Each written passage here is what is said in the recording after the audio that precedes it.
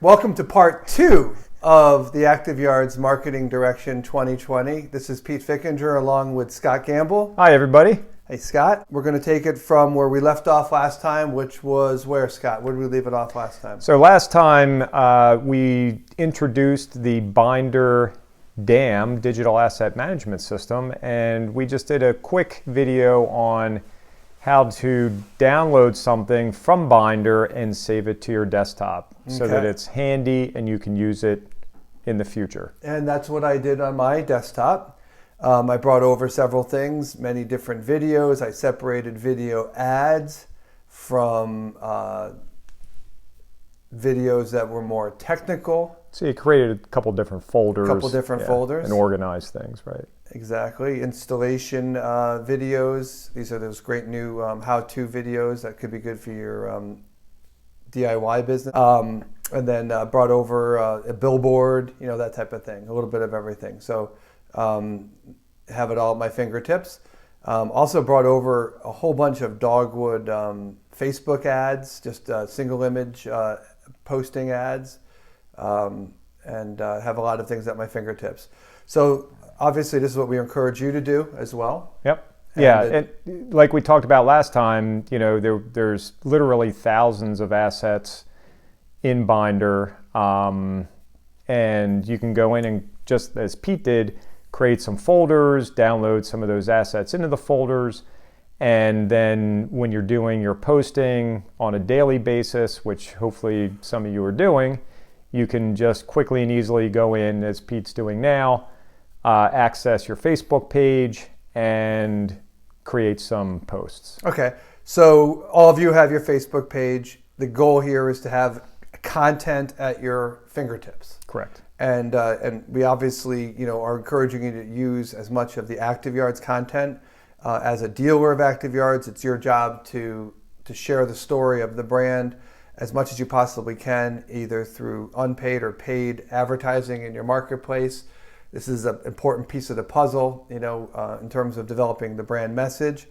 So I'm just going to give you a real quick, for those of you who are pros at this, just bear with me. Let's do a quick post from my content into the ActiveYards Dealer Network on Facebook. So I would just go in, I grab a photo I want to produce. They'd say upload a photo or video. It'll come up into my desktop. I'll pick out what I want to do. Let's say I want to pick up this simple photograph of the dogwood. I'll say something here like America's best fence.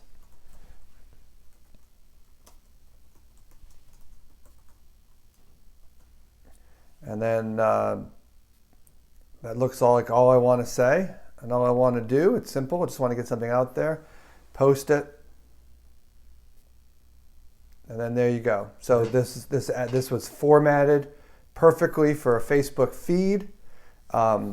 It's, you can call this an ad, you can call it a post, right? Scott, it doesn't really matter, right? Yeah, I mean, you can call it what you want. I mean, technically it's a post, but you can boost your post and get a little more juice behind it. But, one of the nice things about what Pete did was he downloaded all of those Facebook ads into a folder, and you could see how quickly he could create a post, and you can do that in, how long did that take you, Pete? 20 seconds. 20 seconds, right? And you could do it 3 or 4 times a day. And the key is obviously to have as much content ready to go. So every time you're producing, from what I've been reading and you've been explaining to me, you're not chasing around for content. You have a library. Make it easy, right? You want to talk about the dogwood? Go grab anything that you want, and that could have easily been a video. It could have a little bit more of a story other than America's best fence. It could have been, check out our top selling fence, call for a free estimate, whatever you guys do in your social media strategy. So that was just a basic post and taking the asset that we took off of Binder. Now I'll talk a little bit about the next step. So since I have a little bit an influence on ActiveYards, I'll talk a little bit about this, but there's 2 things that, maybe Scott, you can talk to a little bit. One is a boost, and then the other is an actual ad. So my understanding of a boost, which is paying for a post, is that Facebook will come back to you and say, hey, that was a great post, you're getting lots of action on it, you should spend a couple of dollars and give it some nitro, boost it, right? Give it some juice. Give it some boost. So a boost is just taking a Facebook posting and then going out and paying a little dollars to get more people to see it. So the other day I got a notice in my feed about one of our posts that was basically, they said, hey, that was a good post. Why don't you boost it? And then I started going through and I was like, oh, that, maybe I will do that. So a boost is just basically just taking a post that Facebook recognizes that you already did, and now they're saying, hey, do you want to pay a little bit for this? So in this particular case, I'll just finish what I started. I said yes, and that's why it showed up on my top of my screen. And so now I'll go ahead and I'll just boost it. So I'm going to go and say, you know what, I'm going to get people to our website, and I want to pick my audience through targeting.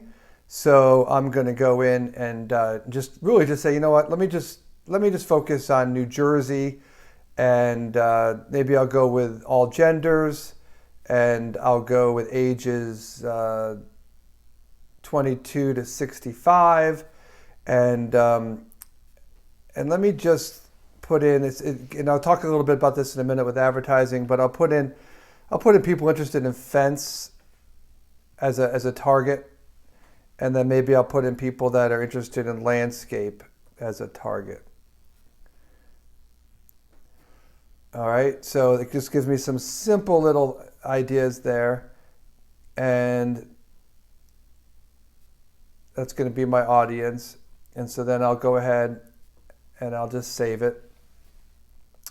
And then I'll boost it. Now, sometimes they'll ask me how much I want to pay, but let me just double check. I should probably double check what I'm going to pay here. So I'll go down and I'll say, you know what, I'm only going to do this one because I don't want to waste our budget. I'm just going to do it for 2 days at $10 a day.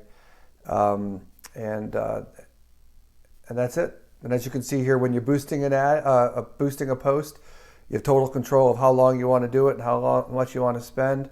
And I'm going to boost it. And what's nice about boosting as opposed to creating an ad is that you didn't have to do any work on the advertising side. It was already done because we already had the content. Right. It was already in the system. It's already been approved. I think that's pretty much it. So basically what you're doing there, Pete, is you're taking your post and almost like transforming it into an ad. Okay, yeah. It's a good way to describe it. That's a way to think of it, right? Because a lot of those same parameters, and you'll demonstrate this in a second, a lot of those same parameters you would do in an ad as well. It's just, as you say, simplifying it by just using a post and making it an ad. Simple as that. Now, so that's a boost. So far we've done a post, then we did a boost, and now we're going to go ahead and do an ad. Do you have any comments about just in general the success or failure rates of advertising on Facebook, Scott, with your years of digital marketing experience? Well, again, it's all about awareness. So, you guys know that advertising's about awareness, and what you're trying to do here is raise the awareness of something, right? In this particular case, you went in and pulled down, something about the dogwood, and you're raising awareness of dogwood, and then you're boosting it to get more exposure to more people so that more people know about the dogwood. Right. So, and again, whether or not, and you all know, if you do advertising on Facebook, there's a lot of, what we say in the industry, metrics that go along with your advertising. And those metrics tell you how many people see your ad, how many people you reach with your ad, so they call that reach, how many impressions they get, how many unique impressions they get, so how many times they see your ad. You might have one person seeing it once, that's one impression, or one person seeing it twice, that's 2 impressions, but 1 unique impression. And then you have people who are taking action on your ad, right? So they can repost it, they can comment on it, they can click through. Ultimately you want someone to actually click on it, right?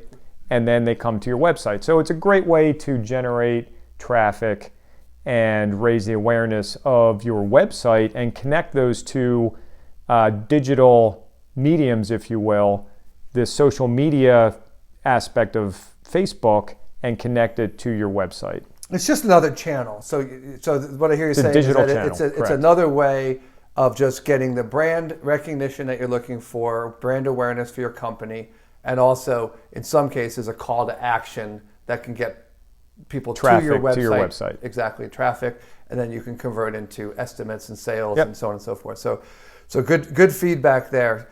One of the things that I would share before I show you how to run an ad is I'm going to do an ad through the Ad Center on Facebook, which is a very simple way of doing it. If you run ads on a more regular basis, you would use Ads Business Manager by Facebook, so it's a whole nother URL, and you can manage everything there. So I'm going to just go through the Ad Center, which anybody that has a Facebook page, business page, has control of their Ad Center. You have to give them your credit card, and they only take credit card payments. But I think one of the things that, as Scott was explaining about Facebook and marketing, my experience has been it's the low cost and the targeting that are my attractions to this. And I think that you'll find, if you haven't done it, you're going to find is your attraction to it. And so we'll walk through the simplicity of running an ad. So we're going to do it through the Ad Center. You go through, you create an ad, it'll come up with some suggestions and some ideas. And so in this particular case, there's different objectives that you would have, and they'll give you a template based on it. So I'm not looking to promote my page. I'd like to get people just to go to the website. So I'm going to go to more website visitors. So the first thing that they're going to ask is what website that they want to go to. In this particular case, I'll go ahead and have it go right to ActiveYards. Sometimes we run ads for ActiveYards and we direct them directly to a dealer. So if I wanted to change it here and change it to, let's say, janfence.com, then we can go ahead and do that, or we can go ahead and keep it going to ActiveYards.com. So that's the most important part of that puzzle, is making sure that you have the URL that you want it to go to. You also might want to choose a further down URL, right, Scott? Like a page within the URL, right? Yeah. What do they call that? Yeah. So for instance, if Pete was running a dogwood ad and he wanted to send it to a specific dedicated page within a website about dogwood, then you would do a deeper page, a different URL, rather than just the homepage. So, for example, I'm thinking about doing an ad that we're going to run is going to be on the Granite. Right. So it would maybe helpful, instead of putting ActiveYards.com, you're saying I should go here, I should go ActiveYards, then I should find the Granite. Yep. So you're saying, what would be a good idea is to cut and paste this URL. Correct. And bring that over into my ad and say, you know what, I'm going to just take that one out, and I'm going to have this direction, this call to action, go right to Pools Granite. Yeah, so again, you always want to connect your ad to whatever that the user sees on the website once they reach the website. All right. So as simple as that. Now that we did that, it's a little more complicated than we even planned on in this discussion, but that's how simple this is. So now we have the URL it's going to. Now we're going to go ahead and we're going to choose an audience. So for example here. So what's an audience, Pete? How would an audience would define be an audience? Well, I think an audience obviously is the people you're targeting. Who sees it, right? The people who see it? Yeah. Okay. Simply put. Yeah. I'm supposed to ask you that question. Oh, okay. You're the expert. I'm the guy who knows the ActiveYards program at this point, right? So this is a great template. It'll walk you right through it. So people you choose through targeting. So the first thing there is I want to edit that, and I want to decide who I'm going to market this ad to. So first I'm going to market to all genders. I don't know. I'm prejudiced. I think that I'm wasting money selling ActiveYards, to people under 25. So I don't want to waste time there. So I'm going to go with 25 to 65 plus. And then you don't want to do broad locations because you're not maximizing it. So obviously I want to go, in this particular case, United States, but you can pick any town, any zip code, or anything you want to do. I'll go to Durham, North Carolina. So it'll come up as a map, and then when you're in the map, you can decide, how many miles you want to go around. So you can go really tight around a particular address, or you could just open up, your mileage with that radius. So I'll just go a little bit deeper, make sure we get Raleigh and the surrounding area in, but we don't want to go too far because I want the concentration. So we'll go ahead and we'll just pick that for this ad, and we'll help that. This will help our dealers in that area. Yeah. So if there's certain zip codes that you want to target, there's lots of different targeting criteria that you could use. Pete's just using this radius functionality that gives you the ability, like he just did, is to find a 35-mile radius around Durham. A zip code point, yeah. And again, there's so many more ways to learn this than our video, but people can learn this on Google and YouTube and all that. Then we want to pick up different targeting, and there's so many different places to go in here. And what I find is just throw words in. So you put in fence, and then fence comes up as a target audience. Pools or swimming pools, I think, is where you want to go.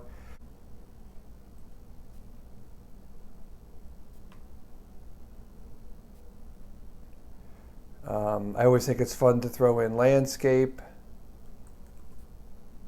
And then there's all different types: designers, architects, gardeners, just landscape in general. I could put in people that are interested in dogs. Could put in contractor maybe.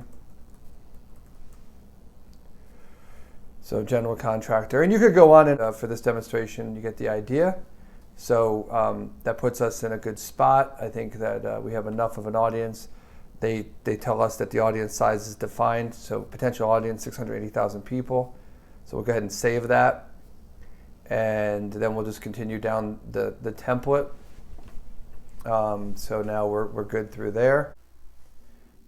All right, so now we're going to choose the ad. So in this case, we talked about doing a video. So we have a choice. You can do single image, which is just any photograph that you can grab from us or you or your business, or you can go to video. So we'll go grab a video, and the one that I want to go get is to add one. So let's find out how I do that. I guess I click here. Oh wait, I probably have to see something that I'm not seeing yet. I need to upload a video. So we'll go into my place I've been saving stuff. So I'll go into video ads, and then we'll look for the granite. Hopefully I downloaded that one after all this talk about it. There it is. God, I did. Now it's going to upload, and it does take a few minutes to do that.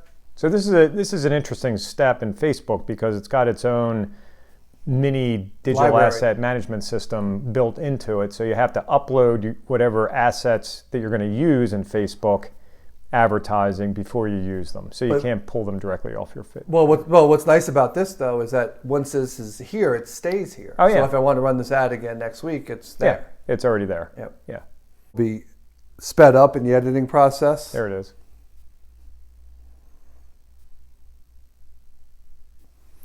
Okay, so now we're here, and there's different stories that that will come up and kind of like suggestions and all that stuff. So I'm going to ignore what's coming up because I'm not a pro like you guys are. But now the ad is showing. It's showing you the format. It's all ready to go. There's now 2 more little steps that you want to do. One is you want to create a headline. The headline is going to be this part right here on the bottom where it says pool fence granite, and the website will stay, but pool fence granite will stay. And then the text is this part up here where we have that. So what we'll do is we'll do the headline first. So Scott, what would be a good headline for this? What would you say, Pete? There's something's ringing in my ears from the video that we're not hearing right now, but I think the line I love most in it is the most versatile fence on the market. Okay. Something like that. Yeah. Perfect. So I'm not sure if that's too many words. You have 25 letters, I should say. Well, it'll stop you if it's too long.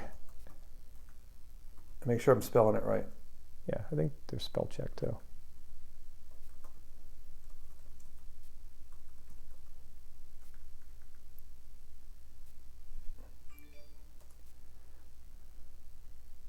Okay, there you go. You shortened it to the most versatile fence. Yeah. And then the little part up top, any suggestions of what you want to say in this? Or, actually what she has there wasn't bad. Yeah, anyway. what she has there isn't bad. I mean, again, it's, she was talking about the fact that it's got the screwless design and it looks good, no matter which side you're looking at it from. So that is a versatile feature of the fence. So I would say that that's relevant. But again, just calling out some sort of a key differentiator, Yep. What you've done here certainly makes sense. So we'll yeah, I think that's fine. Yeah. Okay, then the call to action, as you can see here, there's different things. I'm partial in this case to learn more because you're trying to get someone to the website. So you pick whatever one that you would want. And then there's a couple more choices as you go along the way. It's going to go with automatic placements. And then the next thing is going to be talking about your budget. And what I love most about Facebook is the control over price and time. So there's no minimum and there's no maximum. So I'm just going to run this ad for 2 days, and I'm going to just run it for $10 a day, or let's just do $15 a day, and that's it. So we'll just go ahead and we'll go back and do that pull down again, because one of the interesting things is it shows you what your reach is for how much money you spend. So Okay. Hit that pull down it's again. there. Oh, up top, you mean here? Yeah, right here.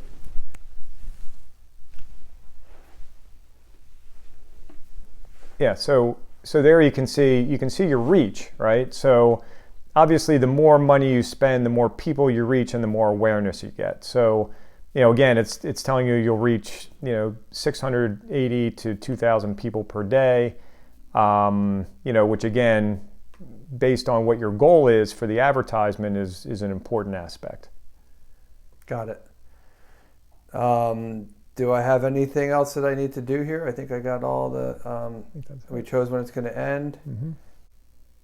Ad looked like the way we wanted the ad to look. Let's double check the ad.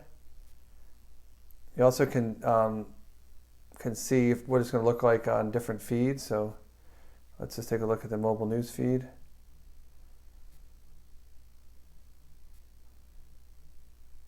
Still looks good to me. So we are good to go. I'll go next. Click next and next again, probably. And then we're good. It'll take about 3 or 4 hours for Facebook to approve it, and then the ad will start running, and then you'll start to see results, and you can measure your results on your analytics, and also Facebook has their own tools for it. So hopefully this was helpful, and until next time, have a great day. Thank you.